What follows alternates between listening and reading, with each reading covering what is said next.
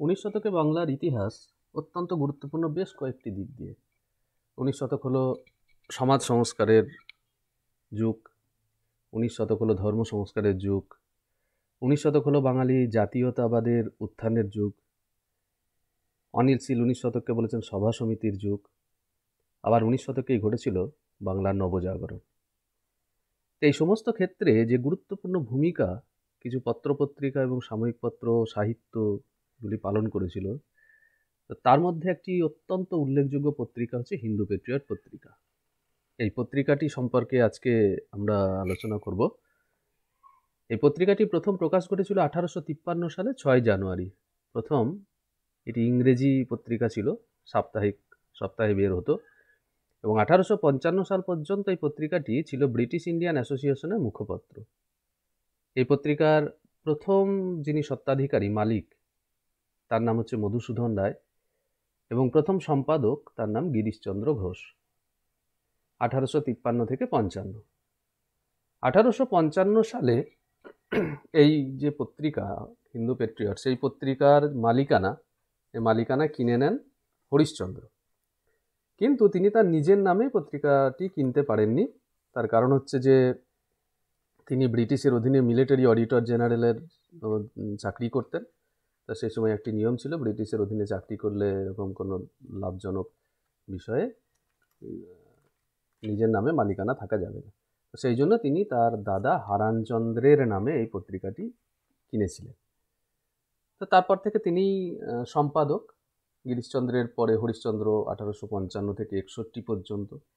তারপর মাঝে আবার 1861 সালে কিছুদিনের জন্য গিরিশচন্দ্র ঘোষ সম্পাদক হয়েছিলেন। 1861 থেকে 1884 পর্যন্ত সম্পাদক ছিলেন কৃষ্ণচন্দ্র পাল, এবং 1884 থেকে শেষ পর্যন্ত সম্পাদক হন রাজকুমার সর্বাধিকারী। 1892 থেকে এই পত্রিকাটি দৈনিক পত্রিকায় রূপান্তর হয়। প্রথমে ছিল সাপ্তাহিক, তারপর 1892 থেকে দৈনিক। 1924 সালে এই পত্রিকাটির প্রকাশ বন্ধ হয়ে যায়। যে সিপাহী বিদ্রোহের সময় ব্রিটিশ সরকার 1857 সালে একটি অ্যাক্ট 15 সেটি জারি করে ভারতের যে সংবাদপত্র, সেই সংবাদপত্রের উপর নিষেধাজ্ঞা জারি করেছিল। তখন হিন্দু পেট্রিয়ট পত্রিকা তার প্রতিবাদ করেনি।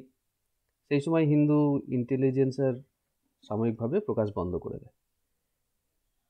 এছাড়াও কিছু সীমাবদ্ধতা ছিল হিন্দু পেট্রিয়ট পত্রিকায়। ফরাজি আন্দোলনকে সমর্থন করেনি, মানে এই পত্রিকার যে প্রকাশ থেকে শুরু করে বন্ধ হওয়া পর্যন্ত সময়কাল বলছি। মহাবিদ্রোহকে এই পত্রিকা সমর্থন করেনি।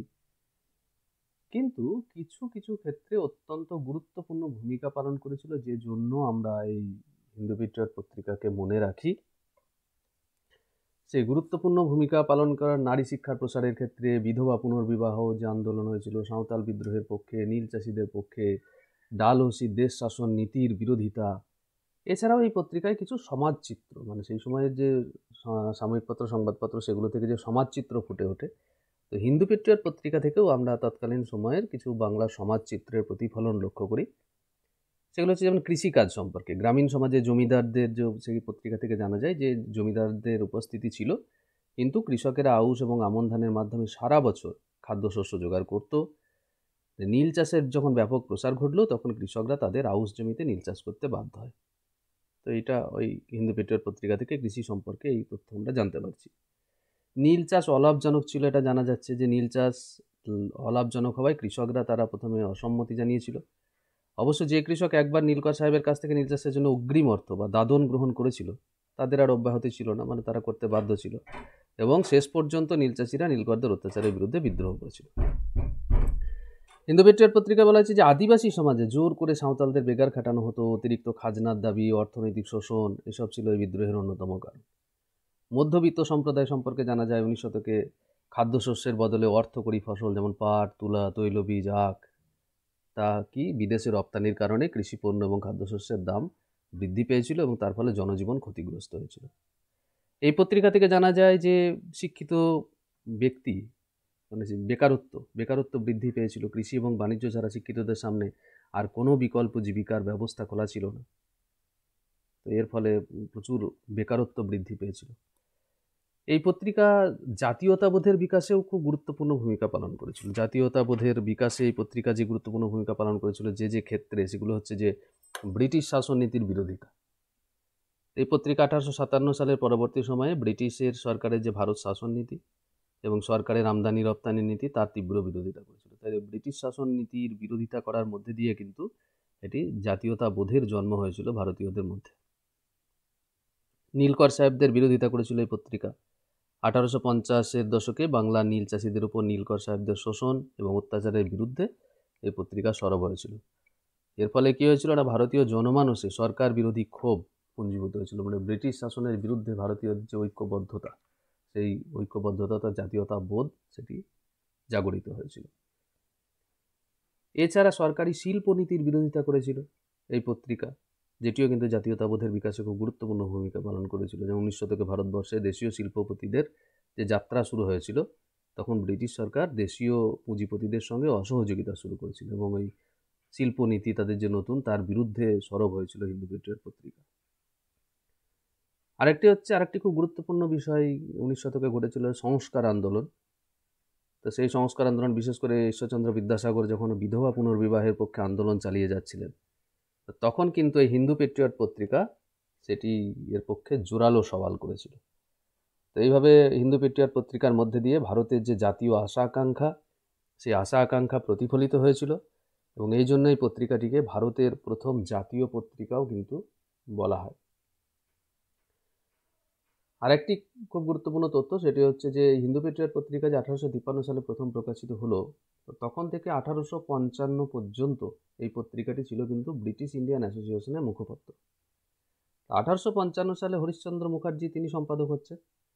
তাহলে হিন্দু পেট্রিয়ট পত্রিকা যতদিন পর্যন্ত ব্রিটিশ ইন্ডিয়ান অ্যাসোসিয়েশনের মুখপত্র ছিল, ততদিন পর্যন্ত এই পত্রিকার সম্পাদক ছিলেন কে না, গিরিশচন্দ্র ঘোষ, যেহেতু তিনি 1855 পর্যন্ত ছিলেন। এবং তারপরেই কিন্তু হরিশ্চন্দ্র মুখার্জির আমলে কিন্তু তখন আর এই ব্রিটিশ ইন্ডিয়া অ্যাসোসিয়েশনের মুখপত্র এই পত্রিকা ছিল না। এই যে ব্রিটিশ ইন্ডিয়ান অ্যাসোসিয়েশন, যে এটা সম্পর্কে বলি, এটি প্রতিষ্ঠা করেছিলেন রাধাকান্ত দেব এবং দেবেন্দ্রনাথ ঠাকুর 1851 সালে। এর সহকারী সম্পাদক ছিলেন দেবেন্দ্রনাথ ঠাকুর, ছিলেন সম্পাদক। সহকারী সম্পাদক ছিলেন কৃষ্ণ দাস পাল, পরবর্তীকালে তিনি আবার সম্পাদক হয়েছিলেন। তো এইভাবে কিন্তু হিন্দু পেট্রিয়ট পত্রিকা সেটি অত্যন্ত গুরুত্বপূর্ণ ভূমিকা পালন করেছিল জাতীয়তাবোধের বিকাশে এবং 19 শতকের যে সমাজচিত্রের প্রতিফলন, তার যে প্রতিফলন যে সংবাদপত্রগুলোতে আমরা পেয়ে থাকি, তার মধ্যে হিন্দু পেট্রিয়ট পত্রিকা অত্যন্ত গুরুত্বপূর্ণ।